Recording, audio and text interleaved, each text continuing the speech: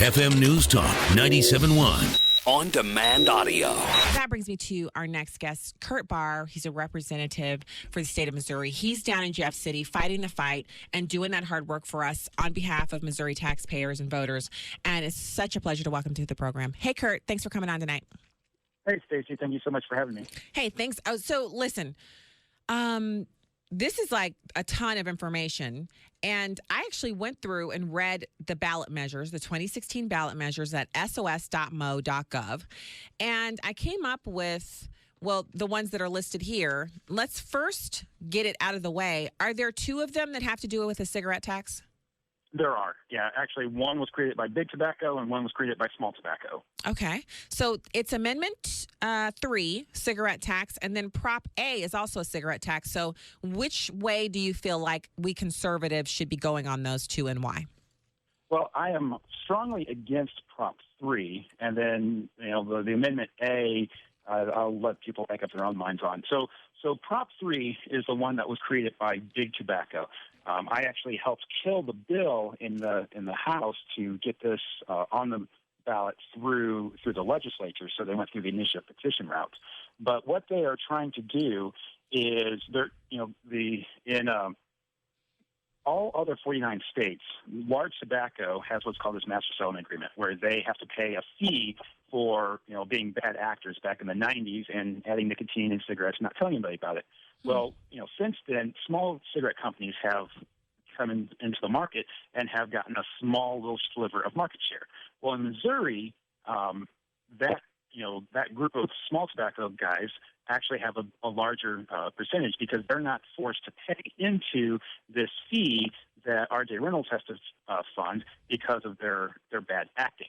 And so what the real purpose of this bill is for big tobacco to force small tobacco to pay a penalty that big tobacco has to pay because big tobacco's bad actions back 20 years ago.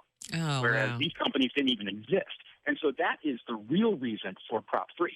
Now, in order to get that done, because we in the General Assembly block that legislation every year, they're creating a tax on cigarettes, a small tax, 60 cents per pack tax, and they're saying, well, we're going to go ahead and give this for early child education. So once you say it's for the children, then obviously we have to support it because that's what the ads are all about. Because I was wondering what that ad with the kids on it, what did that have to do with?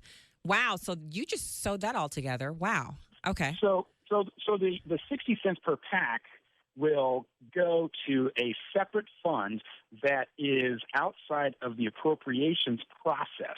And so even though I'm the chairman of the Education Appropriations Committee, I will have no say as to whether or not that fund will be better used in early childhood education or better used for transportation or better used for other elements within education. I can't, and the General Assembly, the representatives of the people, can't make that determination. Instead, it will go to an outside agency of bureaucrats who are unaccountable to the electorate, and they will get to decide where that money goes within the realm of early childhood education. Now, the part that has most of the establishment education people upset is that it actually has a provision in it that exempts this money from the Blaine Amendment. I don't know if you're familiar with the Blaine Amendment. If you like, I can explain it very quickly. Yeah, really quickly. Okay. I don't remember what it's about. I've heard about it before. So the Blaine Amendment was there was a U.S. senator back in the 1890s who hated Catholics with a passion. His name was Blaine, and so he tried to say that no federal dollars could ever go for sectarian, religious, specifically Catholic education. And then while he failed to get that done as a U.S. Constitutional amendment, a lot of states, including Missouri, adopted it. So no state dollars can go to private religious schools. Now, this Prop 3 funding actually has an exemption, so they can give the cigarette tax money to Catholic schools or to Protestant preschools that have early childhood education. Now, that's the one part I think is actually decent about the bill because I'm all for public education, educating the public, not saying that kids must go into a certain school building.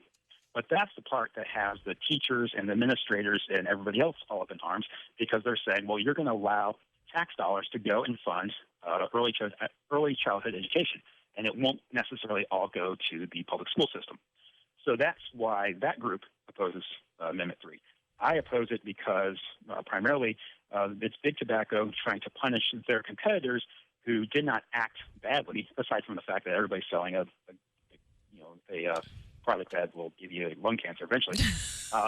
And then there is the third part is the fact that the money is not controlled by the General Assembly.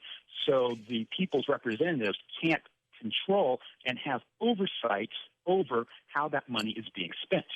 And so that will be a specific pool of money, and we can't touch it. We can't have oversight over it, and how they spend it is how they spend it. And so once the people approve this into the Constitution, that's it. That group of bureaucrats will get to do whatever they want with early childhood education funds. Okay, so you have adequately convinced me that I definitely should be against Amendment 3, the cigarette tax. And then Prop A is the small cigarette producers. They brought this one. They're asking you to tax them more too? So Prop A, yes, it's a very small tax. It's only 23 cents a pack. And so what the small cigarette tax guys, they're trying to do two things. One, they're saying, okay, if we have to get an increase in taxes, let's let it be very small. That way we can tell people, oh, we have a tax increase, stop trying to raise our taxes even more. And so it's partly a defensive measure.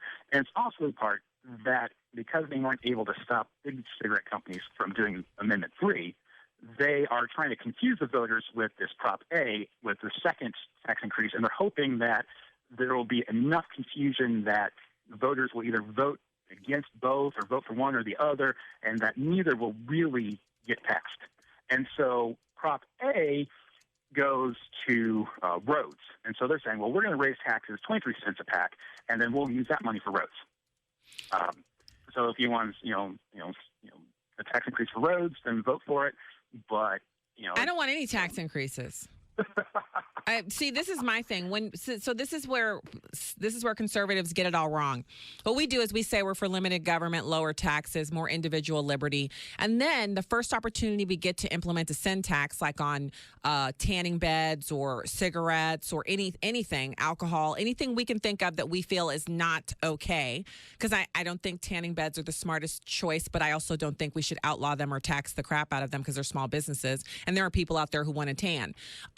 They're also the same with cigarettes. I think cigarettes are horrible. They're addicting, but they're not against the law. So if people want to smoke them, we shouldn't make them so expensive that, it's like you're saying there are lots of bad things in the world, but the worst thing in the world is cigarettes and tanning beds. No, they're not. Well, cigarettes and tanning beds aren't the worst things in the world, because if that's the case, we should also add taxes to abortion services. I don't think we should do any of that. I think we should leave the taxes as they are or lower them. And so I can't support the cigarette tax increase, even if they say they're going to do roads with it or early childhood. I don't care what they plan on doing with it, because they never do what they say they're going to do anyway.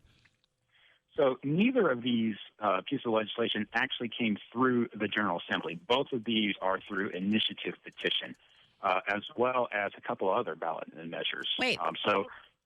Sorry. So, yeah, it's just a matter of, you have certain groups, big tobacco and small tobacco being the two groups for these two issues, who funded enough, canvassers to get the signatures to get this on ballots.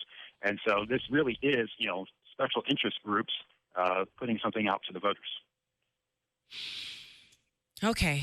All right. Wow. That was okay. So I knew it would probably happen because you've been hitting it so fast. You have not wasted any words, but we still have a few more to go over. Like, we have to talk about the soil and water tax continuance. That's what I'm calling it.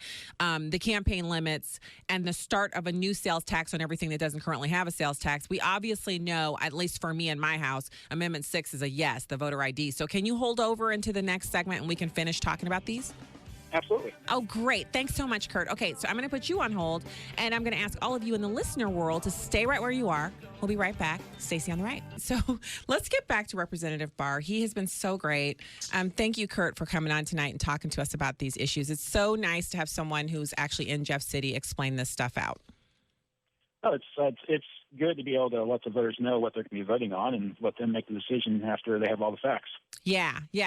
I love that because, not everybody in the audience is going to agree with me on like the voter ID. There are going to be people who are listening that listen to this station who are really into most of what goes on here on the air, but they're not into voter ID. So I understand that we have a very diverse audience. And I actually, I'm fine with that. I think it's wonderful to have that diversity and have all of those different opinions out there and have the discussions that we can have. But there's just so many. Like maybe it's because it's an election year and they know they're going to have high voter turnout. I don't know. So let's talk about Amendment 1, the soil and water. Is it a tax? Am I wrong? It is a tax. It's a continuation of a tax. So every 10 years, the tax that funds conservation is up for a sunset. And every 10 years, it passes by overwhelming numbers. So 70 to 80% of Missourians will say, yes, we want to keep conservation funded, and it's going to prove to be passed probably better than any other ballot measure that we have. So it's going to pass? But the biggest problem with funding the Conservation Department through the Constitution the way this does is that they're really not accountable to the General Assembly. And so, we can have oversight hearings with them, but they're honestly, the conservation guys are pretty arrogant at times, basically saying, you can't really, hold our funding, therefore you can't really do anything to us, therefore we're just going to do what we want, and, we'll come by and answer your questions in a committee hearing, but, it's not going to change our behavior in any way. And so that's the biggest problem with Amendment 3, with the cigarette tax, is if we create another special fund that the General Assembly has no control over, then there's no accountability that the General Assembly can exercise over the group that does control those funds. Oh, wow. See, I hate this one because they would come to my door back when we lived in Olivet. They'd come to the door and they'd talk about this. And I'd say, I don't want to fund a water conservation. And say, well, it's going to pass. I'm like, okay, then why are you at my door? I mean, they were so nasty about it. If you look at historic trends, it will pass well, but that's the problem is that there's no accountability through the elected officials because it's in the Constitution. Okay. So then also we have Amendment 2, which is about campaign limits. What's going on there? So that was passed, another initiative petition through a millionaire in the St. Louis area. I don't know why this is his big issue, but he's basically saying, okay, nobody can get more than $2,600 for an election cycle, which is about the same amount as the federal campaign limits. Now, in Missouri, what we have is unlimited contributions and complete transparency. And so if, somebody wanted to give me a ton of money, then they could, and I would have to report it within 48 hours and put it on the web for everybody to see, so-and-so gave me a ton of money. Now, there are 3 or 4 Republican donors who are big-time donors and they have written some big checks this election cycle. But honestly, it's kind of funny. They rarely win, even though they spend millions of dollars in a campaign cycle on different candidates. The big money doesn't seem to actually affect the election all that much. Now, what the big issue for conservatives is, do you think that your dollars is a form of your First Amendment right of free speech? And if you think that your dollars can go to fund a candidate or a position on a bill, and that you should be able to spend more of your dollars if you have them, aside from the $2,600 per year, then this campaign limit is an abridgment on your free speech. And so that is the position that I try to make sure people understand, that what we're limiting is not a candidate's ability to get money. What we're limiting is an individual's ability to exercise their free speech through their dollars. Okay. Because Missouri used to have campaign limits, and this was explained to me by a lobbyist from AT&T. And he explained to me that back when they had limits, there was the AT&T PAC, then there was the AT&T Lineman's PAC, and then there was the AT&T Managers PAC, and then there was the AT&T Eastern Missouri PAC. And so the businesses would just create 1,000 different PACs, and they would still give big money to the candidates they want to give big money to. It was just more obscure. Now they have one PAC, and they'll say, oh, look, this person in leadership got a ton of money from AT&T. And so, today we have transparency. If we go back to campaign limits, the transparency will become obscured. And the individuals will have less of an ability to, support people or positions that they like, or oppose people or positions that they don't like. Okay. All right. And then the last one is Amendment 4, which starts a new sales tax, which I already am like 2 thumbs down. What? Okay, so here's the issue. Representative Koenig, who is going to be the next senator from West County, he has been trying to do tax reform for a number of years, and he wants to get away from the income tax and go to a sales tax. Now, this amendment was put on the ballot by the realtors as a direct result against Koenig's attempt of tax reform, because they don't want houses to be taxed as a sales tax. So even though nobody is trying to tax houses, what they're trying to do is, through the Constitution, prevent any major tax reform where we can get away from the income tax and move towards the sales tax.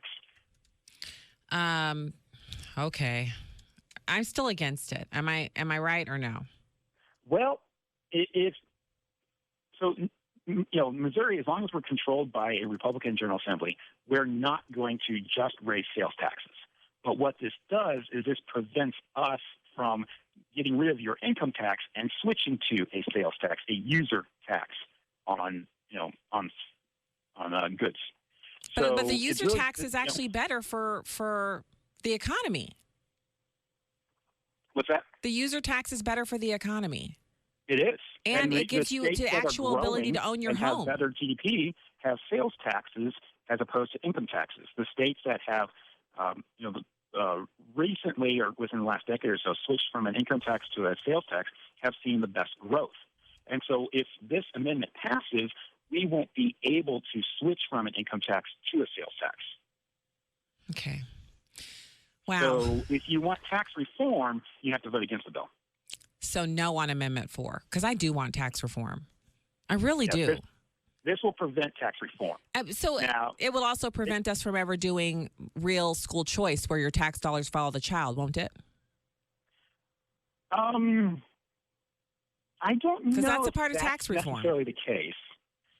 Well, the tax reform, as far as school choice goes, is more of an issue of, how do we fund education? Because there's 2 ways of looking at public education. You can say public education is school buildings in your zip code, or public education is the public funding education, and however the kid gets that, whichever best fits that kid, is what we're doing. That's and what I so want. too many people think public education is a school building versus the public funding education that fits the child. Right. I gotcha. Okay, you've done a fantastic job. I really appreciate the information. Everybody, the podcast will be up and live at like 20 minutes after the show is over, so you can go back and listen to this and kind of decipher through. You can take notes on it. You can even share the podcast with a friend. And this interview will be a separate podcast on its own that you can just listen to this portion of the show. So that way you don't have to, obviously I want you to listen to the whole show, but if you need to share just this interview, that's going to be something you can do on Twitter, Facebook. You can email it to somebody. Let people know this is the breakdown that we have on these amendments. And it's so annoying for some people because they don't pay attention to politics at all. But we all expect higher than that of our citizens here in Missouri, especially the listeners from 97.1. Let's be informed and vote on these things properly. This is our duty as citizens to understand what these are and to vote on them appropriately so that we are not taxed or, paying for things that we don't want to pay for. And I just want to say thanks again, Kurt, for what you do down in Jeff City. I really appreciate it when we have strong voices down there who are willing to not only do that work, but also come on the air with me and explain things for the voters. Well, thank you very much, and thank you for letting me come on the air with you tonight. Get more at 971talk.com.